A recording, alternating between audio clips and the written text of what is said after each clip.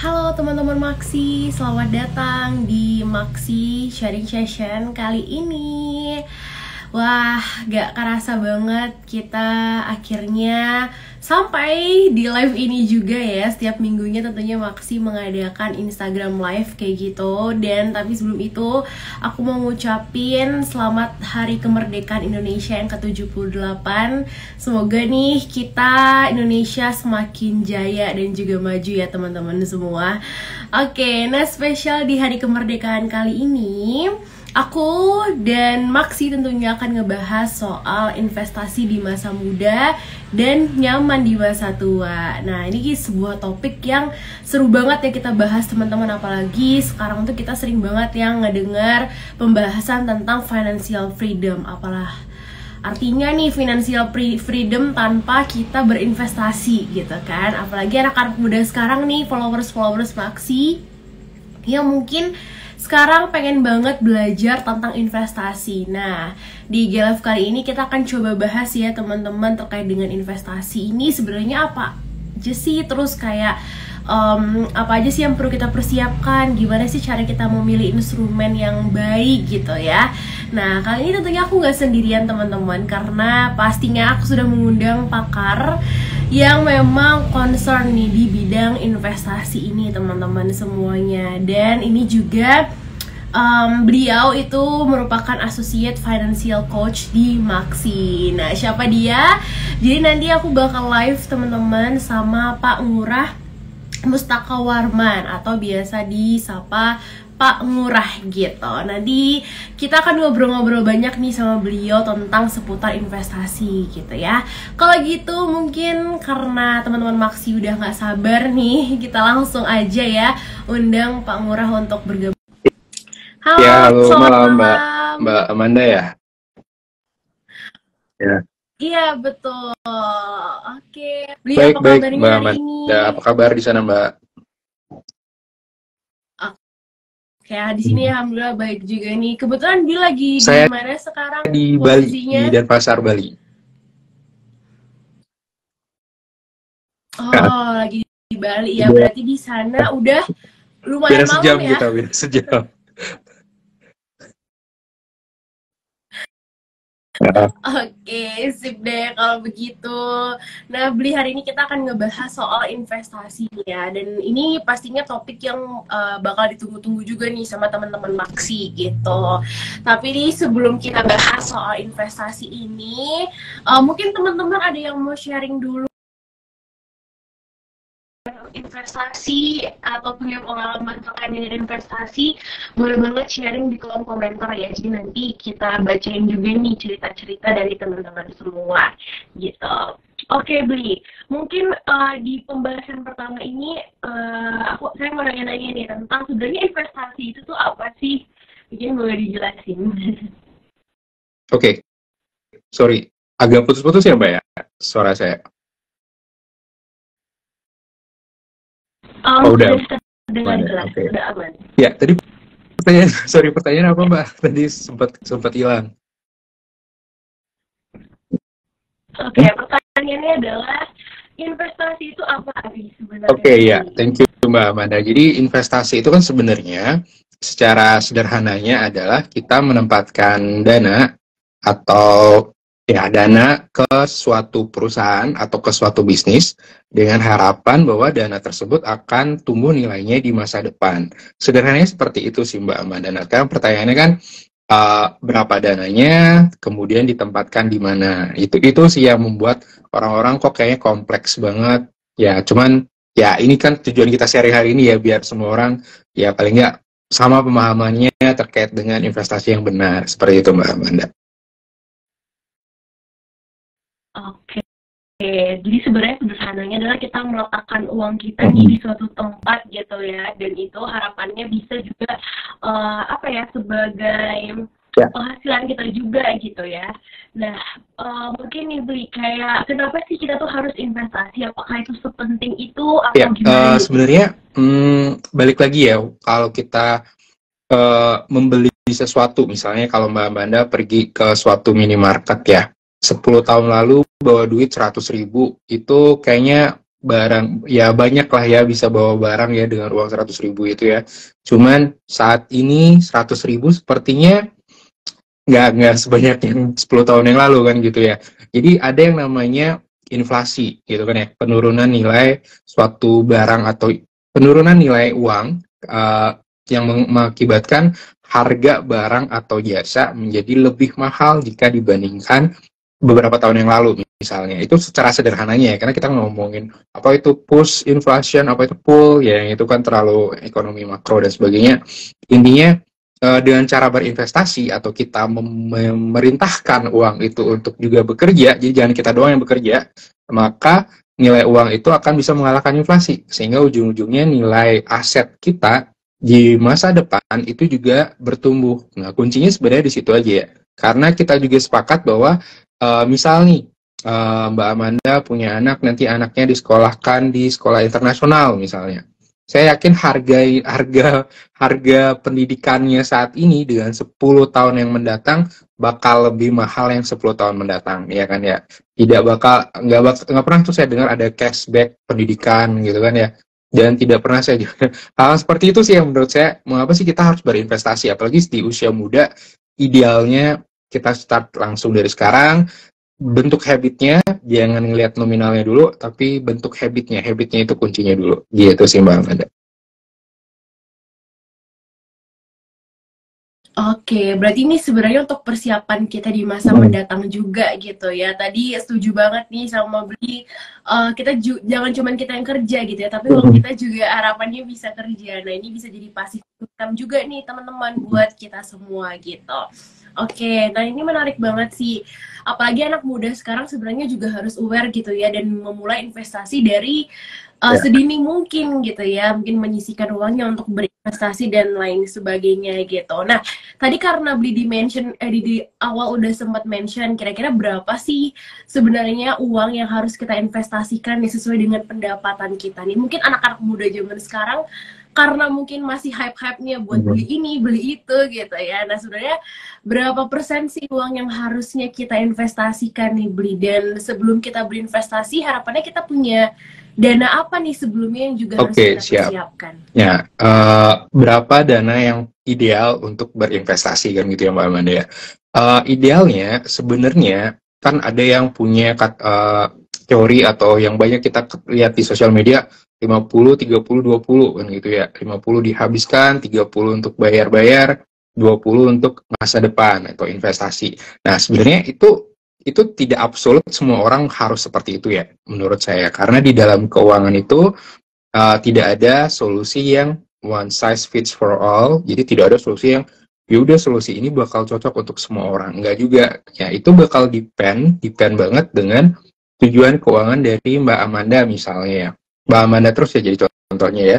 Jadi misalnya tujuan keuangannya gini. Tujuan keuangannya panjang, pendek, atau menengah. Jadi, berapa dana yang ideal? Sebaiknya minimal 10% atau 20% dari uang take home pay yang kita terima, atau gaji yang kita terima, atau penghasilan yang kita terima, atau profit yang kita terima kalau untuk pengusaha. Ya, seperti itu. Minimal kalau bisa 10-20%. Itu untuk masa depan ya. Nah, 10-20% itu dialokasikan kemana? Nah, itu bakal ada banyak investasi kan ya, ada saham, ada reksadana, ada obligasi. Nah, itu usahakan jangan taruh semuanya di satu jenis aset, tapi didiversifikasi atau dibagi-bagi. Kemudian apalagi ya, nah dana darurat, dana apa sih yang harus disiapkan sebelum memulai investasi? Secara ideal itu memang kita harus punya dana darurat ya Mbak Amanda ya. Dana darurat itu dana yang kita gunakan sewaktu-waktu ketika terjadi suatu hal yang di luar dugaan ya, namanya juga darurat. Itu teorinya atau idealnya dikatakan minimal 6 kali pengeluaran bulanannya kita. Nah, pertanyaannya kok 6 kali, 6 bulan ya. Nah, pertanyaannya kok bisa sih, kenapa sih dianggap di Indonesia itu paling tidak kita bakal dapat pekerjaan baru lagi itu 6 bulan kemudian. Misalnya sekarang di layoff misalnya ya, 6 bulan lagi paling tidak pasti dapat pekerjaan. Nah, sedangkan misalnya di US teori mereka malah bilang cukup 3 kali pengeluaran bulanan untuk dana darurat, karena di sana diasumsikan Anda menganggur 3 bulan aja udah dapat kerjaan. Nah, di situ sih asumsi kenapa idealnya kita harus punya dana darurat, idealnya setelah punya dana darurat baru kita punya investasi. Seperti itu. Jadi jangan sampai investasinya masih belum berjalan dengan baik, terus kita perlu keperluan mendadak, uangnya dipakai. Nah, iya kalau lagi udah oke, maksudnya udah di atas harga investasinya.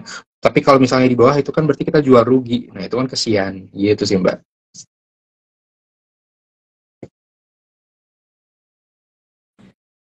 Oke, berarti memang sebelum kita berinvestasi, idealnya kita juga udah harus punya dana darurat dulu nih ya. Beli tadi sudah diinfokan bahwa ya, paling enggak itu udah mengcover 3 sampai 6 bulan kebutuhan kita mendatang gitu ya.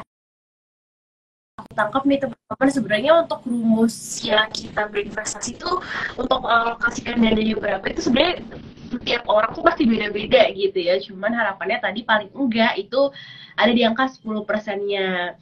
Nah, kita mungkin langsung bahas spesifik ini, beli kayak sebenarnya tuh investasi yang cocok buat kita anak muda tuh apa sih? Soalnya kan zaman sekarang tuh banyak banget ya investasi gitu kan. Dan gak jarang juga anak muda itu kayak terlibat sama investasi bodong. Kayak kemarin sempat viral juga gitu ya beberapa kasus terkait dengan investasi bodong. Nah, yang tepat, yang benar itu tuh kita harus menginvestasikan uang kita tuh kemana, ke platform mana, kayak gitu tuh.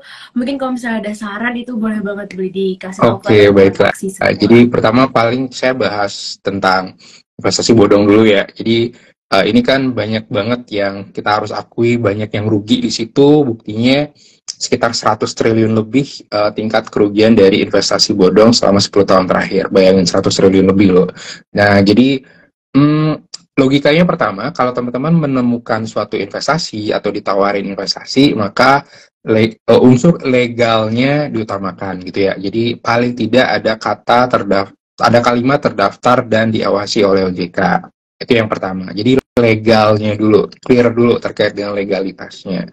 Kemudian ada juga kan, oh ini udah legal, udah berbentuk PT. Nah itu ya secara badan hukum dia udah ada PT, tapi balik lagi ya, dia udah terdaftar atau diawasi oleh OJK, karena yang mengurus terkait dengan pengawasan keuangan dan sebagainya di Indonesia kan OJK. Jadi paling tidak harus ada kalimat itu. Dan kalau kita ragu ini udah bener nggak sih terdaftar dan diawasi oleh OJK, bisa tinggal buka websitenya OJK aja. Nah itu udah lengkap kok, ada hal seperti itu. Itu untuk unsur legalnya. Nah untuk yang kedua unsur logisnya ya, jadi legal yang logis kan gitu ya.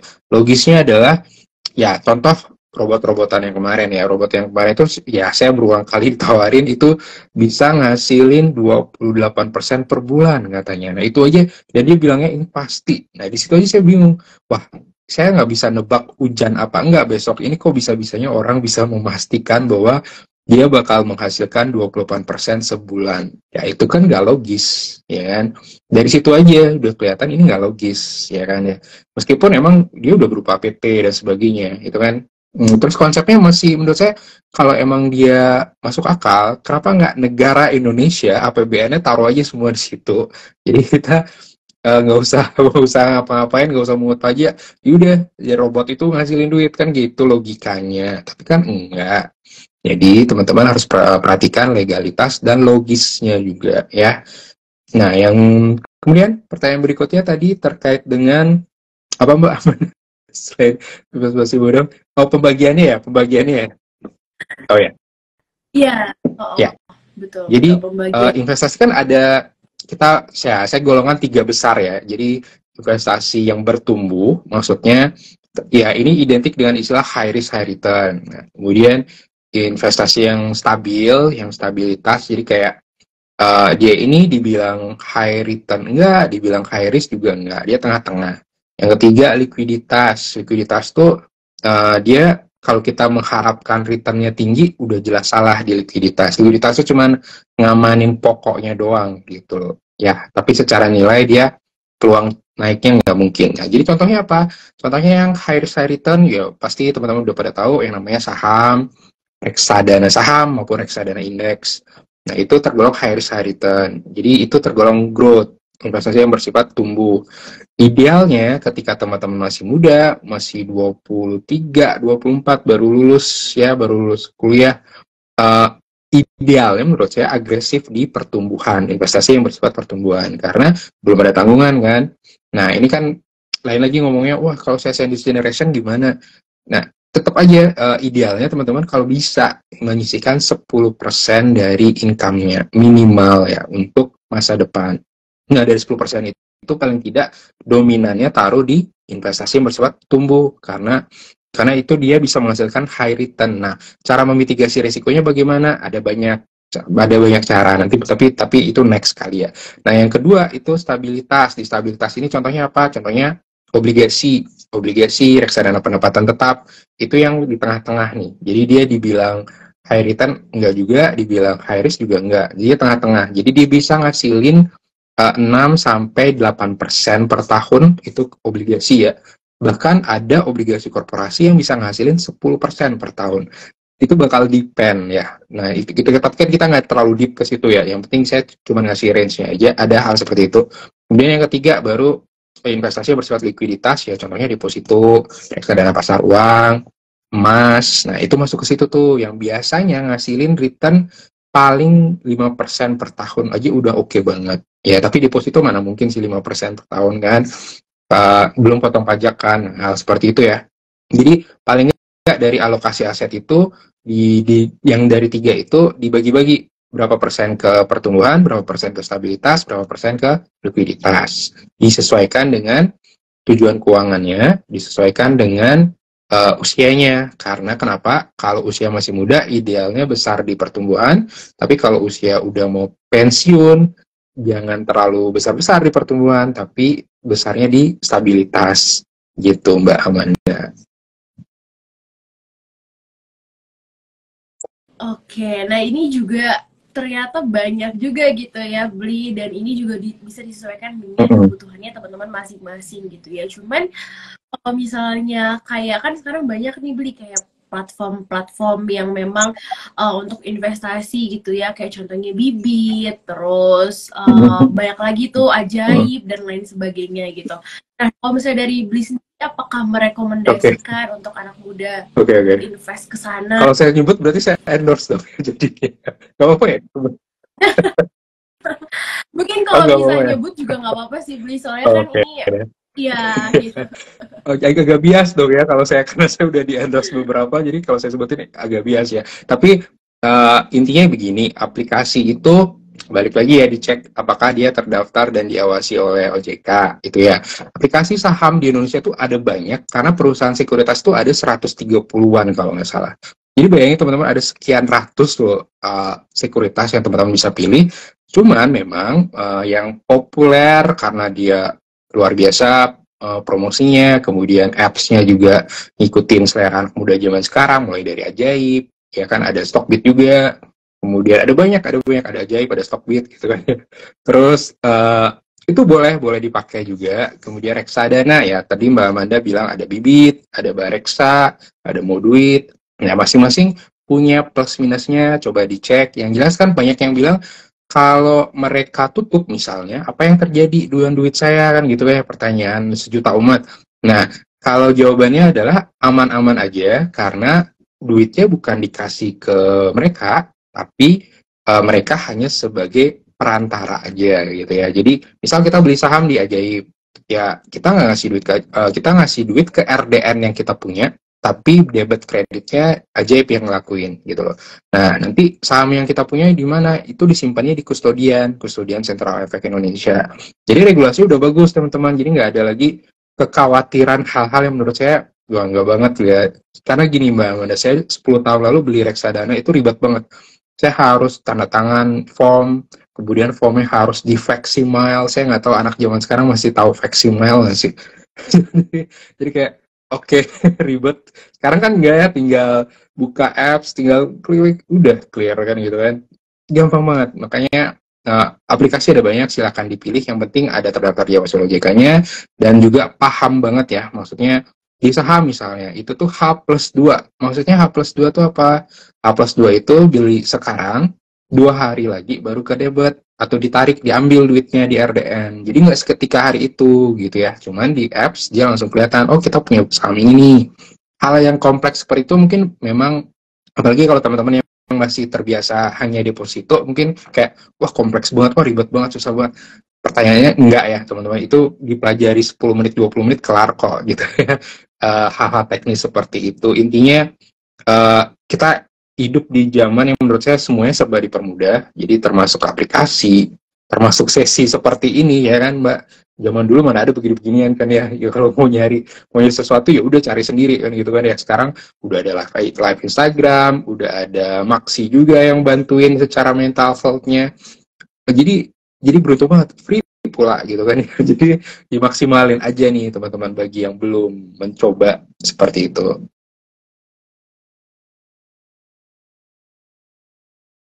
Oke, oke.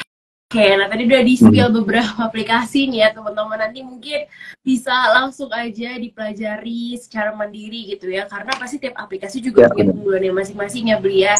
Dan tadi juga gak usah takut gitu ya teman-teman. Karena memang sudah diawasi oleh OJK. Nah itu pastikan legalitas terkait dengan aplikasinya ini sudah diawasi oleh OJK. Cara ngeceknya tadi teman-teman bisa ngecek langsung aja di websitenya OJK gitu ya. Apakah lembaga ini sudah terdaftar atau belum gitu ya. Oke, nanti mungkin kayak kalau misalnya teman-teman nih mau sekalian info juga nih, Beli kayak kalau misalnya teman-teman nanti pengen sesi coaching gitu ya bareng coach Ngurah gitu atau Pak Ngurah gitu. Nah bisa banget nanti langsung aja booking di aplikasi Maxi. Mungkin pengen lebih detail belajar soal saham dan lain sebagainya itu bisa sama coach Ngurah gitu ya di aplikasi Maxi. Nah kita langsung lagi nih Beli, kita akan ngebahas soal masih seputar investasi juga gitu ya. Nah kita udah tadi nih udah menentukan, udah cari tahu berapa persen uang yang mau kita investasikan, terus juga kita bisa milih nih apa-apa aja, kita mau di level yang mana gitu ya. Nah, selanjutnya nih, gimana sih caranya kita itu mengidentifikasi kebutuhan keuangan kita gitu. Kira-kira ada tips nggak nih Bri, kayak harus ngapain sih anak muda ini gitu? Mengidentifikasi kebutuhan keuangan kita gitu ya Mbak Amanda ya. Nah yang pertama, ini juga sepertinya ketika saya tanya klien saya pasti jawabannya nggak punya gitu ya. Salah satunya adalah berapa jumlah aset dan berapa jumlah kewajiban yang saat ini dimiliki. Atau istilahnya kalau itu dikurangi aset dan kewajiban, net worth asetnya berapa sih kira-kira. Nah saya yakin banyak orang nggak ngitung gitu karena dia kayak trauma gitu dengan uang ya. Jadi ada yang juga, aduh nggak peduli deh, toh juga banyak kewajiban dibanding aset. Nah itu kan nggak boleh kayak gitu ya. Idealnya teman-teman punya catatan nih, punya data bahwa oh aset saya itu segini, aset saya terdiri dari apa aja. Aset itu ada yang liquid, misalnya tabungan, deposito, reksadana, pasar uang, kemudian aset saham, terus aset properti, aset tanah, aset kendaraan. Nah itu dihitung semua, itu ditotalin. Nah kemudian kita di bagian berikutnya di kewajiban atau di hutang, kira-kira kita punya hutang apa aja. Kartu kredit, kalau kartu kredit punya sisa cicilan berapa aja, kalau punya KPR berapa sisa baki debitnya ya, sisa cicilannya ya. Nah kemudian ya udah aset dikurangi kewajiban, kalau lebih besar aset maka nilai bersih net worth aset kita tergolong positif dan itu udah bagus. Tapi kalau bisa setiap bulan dibuat catatan seperti itu ya. Selain budgeting ya, karena yang ini banyak orang yang miss, dikira kita cuma cukup budgeting doang, padahal kita juga perlu tahu posisi neraca keuangan kita. Seperti itu. Tiap bulan usahakan tentunya harusnya bertumbuh ya. Aset harus selalu bertumbuh, kewajiban kalau bisa nol kalau bisa. Kemudian yang tips yang kedua budgeting. Nah, baru kita ngomongin budgeting. Budgetingnya itu kira-kira tiap bulan itu ngabisin duit untuk makanan berapa, terus kira-kira ngabisin untuk beli groceries berapa, tagihan-tagihan berapa, listrik, air, bla bla bla, nah, itu berapa, itu harusnya diperinci. Jadi jangan yang pemakan, ya udah saya makan ya paling 100.000 gitu aja kan. Terus kalau mesen GrabFood, Gojek gimana? Oh ya itu tambah lagi deh ya. Jadi kan kayak gitu ya, banyak yang tidak pernah merinci sebenarnya berapa sih pengeluarannya dia. Idealnya dibuat budgeting yang terperinci ya, sehingga kita tahu oh kita besar banget nih di makanan. Idealnya ya untuk menghemat sebaiknya ya masak sendiri di rumah misalnya, atau kita meng-hire catering misalnya, jadi lebih murah jatuhnya dibanding setiap saat makan di luar, seperti itu sih Mbak Amanda. Jadi net worth assetnya dulu, budgetingnya, kemudian baru kita buat tujuan. Nah, tujuan keuangannya ini harus clear juga, karena banyak yang filosofinya adalah ya udah deh let it flow gitu kan ya, masa let it flow mulu gitu kan. Jadi kan nggak boleh ya, nanti ya kalau kita ke sungai, sungainya ke jurang, masa kita ke jurang kan gitu ya, nggak boleh gitu. Kita harus punya tujuan, misalnya 5 tahun lagi mau punya rumah mungkin, mau punya apartemen mungkin, atau mau beli kendaraan mungkin. Nah itu harus clear juga, targetnya tujuannya apa, jangka waktunya berapa lama, nominalnya berapa, sehingga itu harus clear, sehingga paling tidak kita bisa ngitung nih, misalnya saya pingin punya rumah harga 100 juta, kayaknya nggak ada ya harga rumah 100 juta ya, 1 M lah ya, harga rumah mah 1 M sekarang, 1 M 10 tahun lagi, jadi 1 M dibagi 10 tahun, berarti paling tidak saya harus punya duit, saya harus bisa nyisihin 100 juta tiap bulan. Dan asumsi rumah yang 1 M ini tidak naik ya 10 tahun lagi ya, karena target belinya 10 tahun lagi. 100 juta setelah setiap tahun. 100 juta dibagi 12 bulan, berarti minimal harusnya segitu nih saya menyisihkan, dengan asumsi tidak ada investasi. Nah, seperti itu sih Mbak Amanda. Wah, ini menarik banget ya, Bli. Ternyata ada perhitungannya juga gitu ya, yang perlu kita perhatikan. Tadi teman-teman mungkin bisa mulai dari untuk mengetahui tujuan keuangannya, teman-teman bisa mulai dari cek dulu kira-kira nih aset sama kewajiban teman-teman tuh berapa. Mungkin bisa dikurangi untuk ngecek hartanya teman-teman tuh sekarang ada berapa sih, apakah keuangannya tuh sekarang aman atau gimana gitu ya. Terus nanti coba cek juga nih budgeting per bulannya. Nah ini biasanya udah di budget tapi selalu kayak lain-lainnya tuh banyak banget gitu ya. Apalagi ciwi-ciwi nih ya, ada aja tuh yang habis per bulan. Nah ini susah banget tuh mengontrolnya. Nah kalau misalnya kayak gini, kira-kira ada solusinya nggak sih, Beli? Kayak apakah kita harus cari kerjaan tambahan atau gimana nih untuk mencukupi kebutuhan lain-lain yang kadang tidak terduga? Sebenarnya kan harusnya idealnya clear dulu ya Mbak Amanda. Sebenarnya itu kebutuhan apa keinginan kan gitu ya. Karena kadang orang, oh ini saya perlu banget gitu, padahal itu kategori keinginan, bukan butuh banget. Butuh itu kan kayak ya udah makan. Tapi pertanyaannya makan apa? Itu kan jatuhnya keinginan ya. Misalnya makan ya udah nasi itu kan ya udah kebutuhan. Tapi ada orang yang, oh saya pengennya makan spaghetti, pizza, bla bla bla, ya itu jadinya keinginan, ujung-ujungnya boros kan ya. Salah satu tips saya sih biasanya untuk menghindari hal seperti itu, usahakan unsubscribe dari semua email e-commerce ya kan, apalagi hari ini kan juga promonya banyak banget ya Mbak Amanda ya. Hari ini promonya banget, kayak yang kalau dia konsumtif ya di notifnya dimatikan kalau bisa, karena yang awalnya kita nggak pingin belanja tiba-tiba jadi belanja kalau ketemu notifnya ya kan, tiba-tiba yang wah gila ini kapan lagi diskon segini kan gitu kan ya, terus aja muncul kayak gitu. Padahal itu kan bisa kita hindari, salah satunya gitu, salah satunya ya mematikan notif email maupun hal-hal apps yang sifatnya konsumtif gitu ya. Itu tips yang pertama, karena saya juga melakukan itu berhasil banget ya, karena sebelumnya saya juga setiap buka email, wah banyak, oh ada begini, wah ada begini, ya tiba-tiba yang awalnya nggak belanja, oh jadi belanja, jadi kayak ya udah. Ya. Terus yang kedua, tipsnya yang lain, kalau side hustle ya zaman sekarang kan ini ya, seolah-olah punya satu income itu tidak baik ya, karena even kelas Warren Buffett itu aja, salah satu investor saham terkenal di dunia aja, dia bilang never depend on single income. Ya, tapi dia bilang jadikanlah investasi sebagai income tambahan kamu, gitu dia bilang. Ya memang benar, teman-teman nggak boleh nih ngandelin satu income saja. Kalau bisa, sebenarnya investasi bisa menjadi income-nya teman-teman, ya kan? Contoh dividen nih, dividen dari saham itu kan tiap tahun ada tuh, itu bisa ngasilin minimal 8% kalau teman-teman bisa milih saham yang benar gitu ya. Itu menurut saya. Terus hasil yang lain boleh sih, karena kan sekarang eranya banyak banget ya Mbak Amanda, kayak freelance atau tinggal buka website tertentu terus kita cari kerjaan yang remote, itu banyak banget. Dan even saya sendiri salah satu pelaku di industri tersebut ya, kayak ya saya berpartnership dengan ini, berpartnership dengan ini. Ya saya di Bali, Mbak Amanda di mana kan gitu kan. Dan saya juga ya di era seperti ini saya punya klien di luar Indonesia ada juga.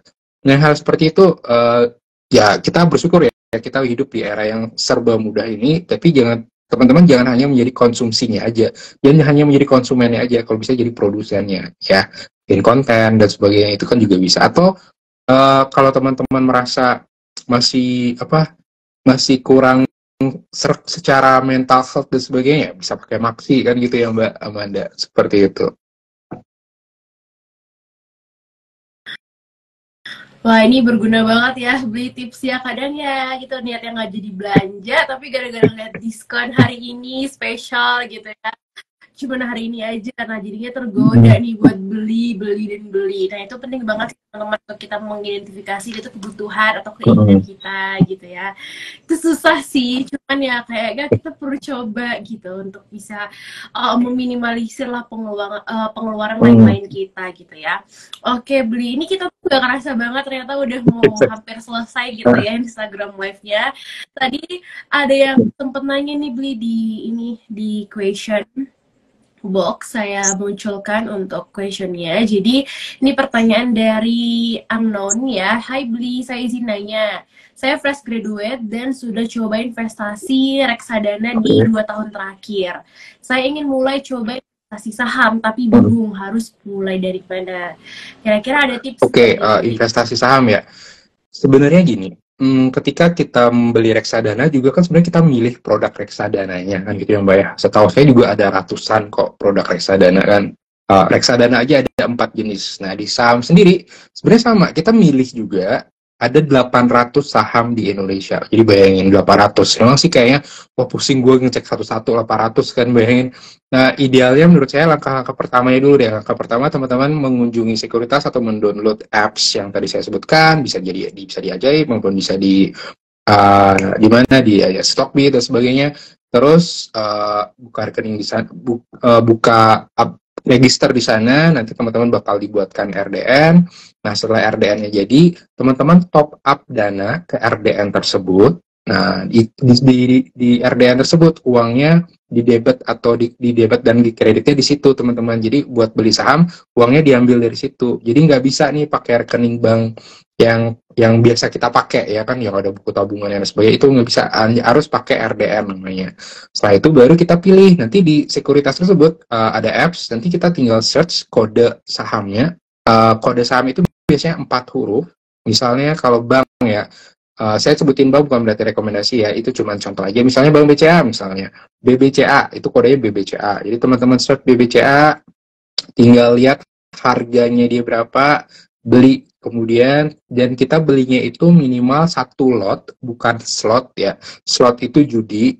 Kalau lot itu 1 lot itu 100 lembar saham. Jadi kalau beli saham nggak bisa beli satuan, tapi harus beli 1 lot 100 lembar. Nah, jadi misalnya BCA harganya 9.000, maka teman-teman perlu duit 900.000 untuk beli 1 lot saham BCA.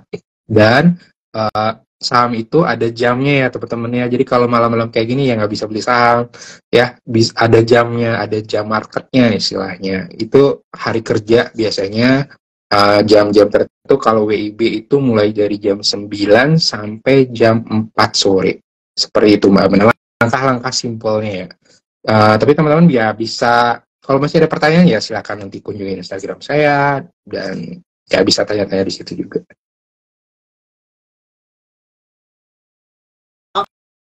Oke, semoga terjawab nih ya pertanyaannya. Dan tadi kalau misalnya masih ada pertanyaan yang mungkin lebih praktikal, nanti bisa langsung tanya aja ke Bli gitu melalui DM Instagram ya. Oke, nah ini kayaknya tuh Bli tuh punya platform juga nih teman-teman yang tentang saham gitu. Mungkin Bli mau sedikit kasih informasi ke teman-teman Maxi. Silakan. Jadi saya punya ini ya, pintarsaham.id, teman-teman boleh cek Instagramnya. Ada YouTube-nya juga di Pintar Saham, dan kita juga ada TikTok di Pintar Saham juga namanya. Jadi di situ saya men-share dan tim saya tentunya konten-konten terkait dengan saham, tentunya dengan berdasarkan data ya. Jadi bukan berdasarkan wah apa istilah, kalau di istilah saham itu ada istilah pom-pom ya. Jadi karena saya tuh menggembar-gemborkan suatu saham agar orang-orang beli. Nah, saya nggak mau yang kayak gitu. Saya maunya edukasinya sehingga orang-orang membeli suatu saham berdasarkan data, berdasarkan tujuannya dia gitu. Karena saya percaya bahwa kalau time frame-nya kita beda, pilihan sahamnya bakal beda Mbak Amanda. Jadi misalnya long term sama short term itu kan analisanya juga udah beda. Long term berarti pakai fundamental, short term berarti pakai teknikal. Itu pilihan sahamnya juga jadi berbeda gitu. Jadi bisa cek di pintarsaham.id, di Instagramnya, kemudian di YouTube-nya juga ada di Pintar Saham. Seperti itu. Nah, ini bisa teman-teman follow juga gitu ya, atau subscribe juga supaya makin bisa nangkep nih edukasi terkait dengan sahamnya. Karena sebenarnya mungkin secara edukasi itu bisa banget teman-teman belajar secara mandiri gitu ya. Cuman kalau misalnya teman-teman butuh bimbingan, butuh coaching, pastinya tuh nanti silakan langsung ke Bli aja. Dan Bli ini juga jadi associate coach di Maksi untuk financial coach teman-teman. Jadi bisa banget kalau misalnya mau konsul terkait dengan kondisi keuangannya teman-teman, atau pengen investasi saham, ataupun ya apapun lah yang terkait dengan saham, investasi, ataupun keuangan lainnya gitu ya. Oke, Bli, gak kerasa banget kita udah hampir 45 menit kita ngobrol-ngobrol di Instagram Live kali ini gitu ya. Teman-teman kalau misalnya masih mau ada pertanyaan, boleh banget ditanyakan aja langsung di kolom komentar ini ya. Sambil aku juga masih ada satu pertanyaan lagi nih ke Bli gitu. Nah, tadi kita udah banyak banget dibahas soal saham ini gitu ya. Mulai dari apa itu saham, kemudian cara menyisihkan uangnya seberapa, apa aja jenisnya, instrumennya, terus juga cara menghindari investasi bodong tadi ini gitu ya. Terus juga kayak tips buat para pemula yang mau nyoba saham juga gitu ya. Oke, nah mungkin ada beberapa orang yang mungkin masih bingung gitu ya, beli kayak misalnya dia beli reksadana nih di suatu tempat gitu ya, terus kayak misalnya sebulan udah dijual, terus jatuhnya rugi. Nah sebenarnya untuk idealnya itu tuh kita harus berapa bulan, kayak ya idealnya seperti apa gitu beli.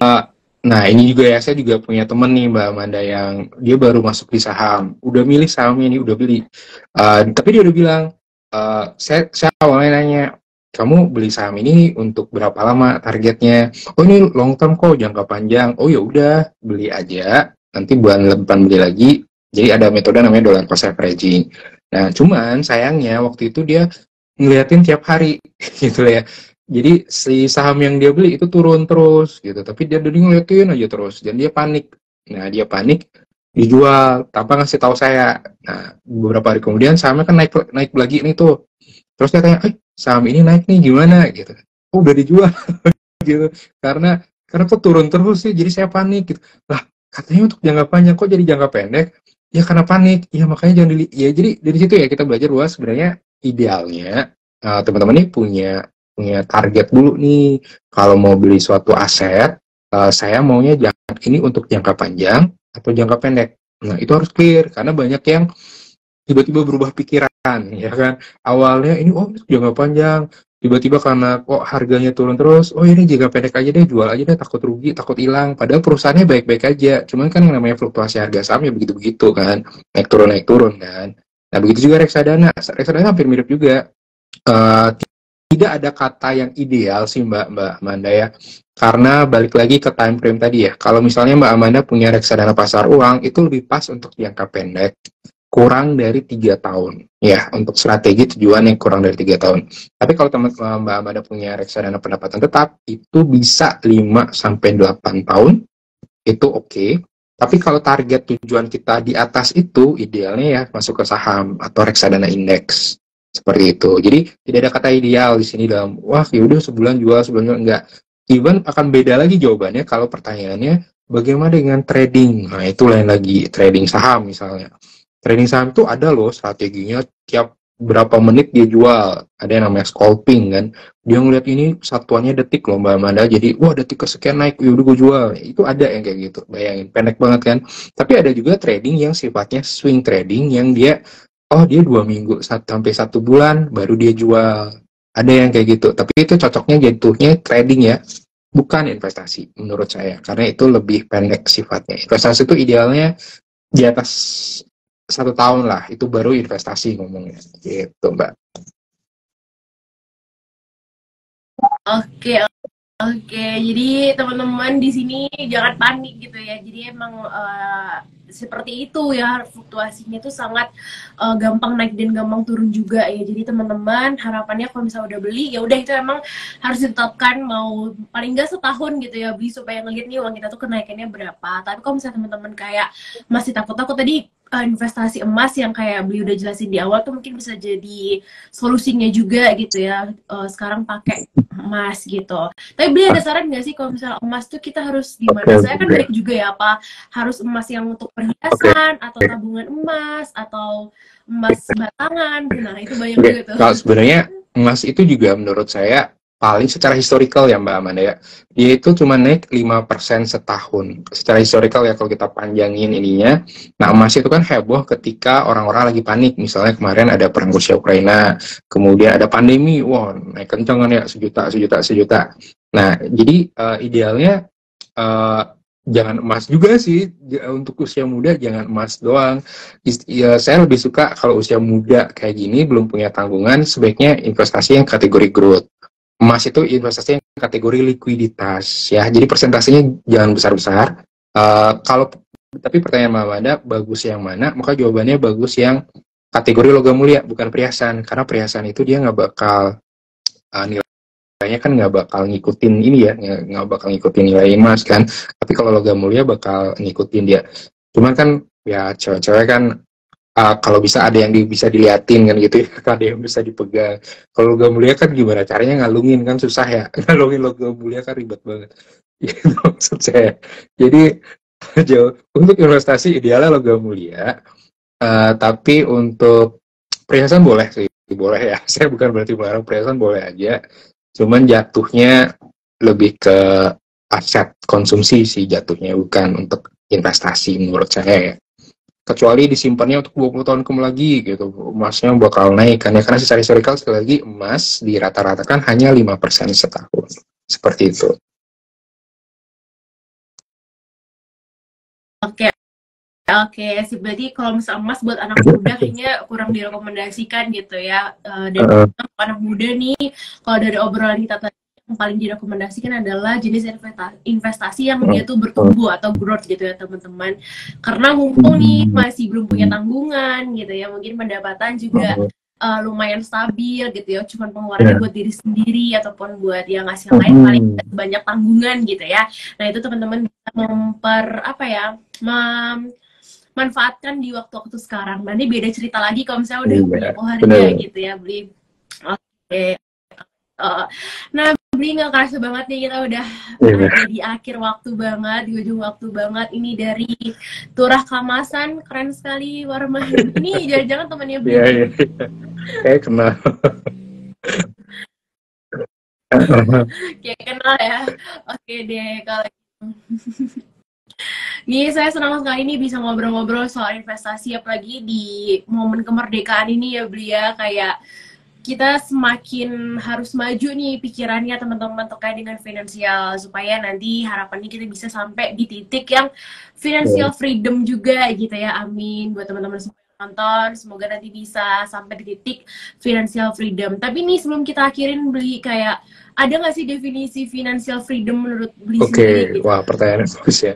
Definisi financial freedom versi saya adalah teman-teman ini tidak perlu menukar waktu dengan uang. Gitu sih menurut saya. Kan selama ini kita harus menukar waktu agar mendapatkan uang. Kan gitu ya konsep. Kita kan kerja, yaudah ditukar. Gue harus kerja, berarti gue harus nyisihin waktu baru dapat uang. Tapi kalau financial freedom, nggak ada lagi konsep begituan. Waktu tidak lagi sama dengan uang. Pokoknya waktu sebebas mungkin kita mau tiduran, uangnya tetap datang. Ya kan? Itu impian semua orang. Kan mau kita keliling dunia, nggak ngurusin tugas, nggak ngurusin apa, dapat duit. Nah itu definisi financial freedom versi saya. Oke, nah semoga nih teman-teman semua nanti bisa sampai di tahap itu ya. Amin ya teman-teman semuanya. Bri, seru banget nih pembahasan kita hari ini. Baiklah, di sesi akhir ini mungkin Bri mau ada pesan-pesan buat teman-teman, Maksi, ataupun ada Hmm. closing statement gitu. Oke, Boleh jadi banget Bri, silahkan. teman-teman yang masih belum berinvestasi, coba berinvestasi dulu. Jangan ngelihat nominal, jangan ngelihat angkanya, tapi dibentuk habitnya dulu. Jadi habitnya dibentuk, nanti lama-kelamaan bakal terbiasa. Nanti bakal ada momen ketika teman-teman menjadi addicted dengan investasi. Jadi contohnya saya sendiri ya, saya setiap punya uang, sekarang saya mau naruh kemana gitu pertanyaannya. Bukan saya mau menghabisin kemana, tapi saya mau naruh kemana. Jadi saya punya investasi ini, terus, wah saya ada duit ini, udah gue taruh di sini deh. Itu jadi habit nanti. Kalau dibanding teman-teman biasa dulu kan saya juga gitu ya, saya head down banget ya, jadi kayak wah gue mau kemana nih, mau gue habisin duit kemana dulu gitu, tapi sekarang oh saya punya ini, saya taruh kemana, kak saya investasi yang mana. Jadi konsepnya jangan lihat angkanya dulu, tapi bentuk habitnya dulu untuk berinvestasi di usia muda gitu Mbak Amanda. Oke, mantap. Berarti mulai Ya, dari kecil-kecil dulu ya nominalnya nih ya, Bri. Nah, itu supaya harapannya bisa jadi habit ke depannya. Oke deh, Beli. Luar biasa banget sesi live Instagram kita hari ini. Pastinya teman-teman tercerahkan banget gitu ya soal investasi ini untuk anak-anak muda tentunya gitu. Tapi ini buat teman-teman Maksi yang tadi udah eh, setia buat nontonin kita di live Instagram ini, saya mau kasih diskon spesial nih, Beli, untuk coaching bareng coach ini ya, bareng coach Pak Ngurah gitu. Nanti bisa langsung aja gunain kode spesial promo ini. Nanti aku sebutin teman-teman, jadi kodenya adalah IG35. Jadi kalau misalnya teman-teman nanti mau sesi coaching, masukin aja, nanti tinggal cari beli murah gitu ya di aplikasi Maxi. Terus nanti bisa masukin kode promonya pas mau booking sesinya. Itu kode promonya di IG35. Ini spesial banget untuk teman-teman yang nonton hari ini. Dan nanti dapetin diskon 35% gitu. Nah, ini kesempatan ya gitu buat teman-teman semua untuk ngambil sesi coaching kayak tentang mau nanya soal keuangan, investasi yang lebih spesifik, atau mau konsultasi juga gitu, itu dipersilakan banget gitu sama Beli Murah. Langsung aja teman-teman gitu. Nah, ini promonya berlaku sampai akhir Agustus ini ya. Jadi make sure teman-teman udah langsung sesi booking sesinya gitu. Oke deh teman-teman, makasih banyak untuk live Instagram hari ini. Beli, ya, thank you ya untuk ilmu-ilmunya. ya, Teman-teman thank you Maksi juga Amanda dan semuanya. Maksi atas undangannya. Oke, sip deh kalau gitu. Semoga nanti kita bisa bertemu di lain kesempatan lagi. Buat teman-teman Maksi juga yang mau request topik Instagram Live, bisa banget untuk DM kita secara langsung ya. Oke, that's all from aku, Amanda, dan juga Beli Ngurah di sesi hari ini. Thank you for listening our sharing session, teman-teman. Sampai jumpa di live Ya, Instagram berikutnya. thank you. Dadah, thank you.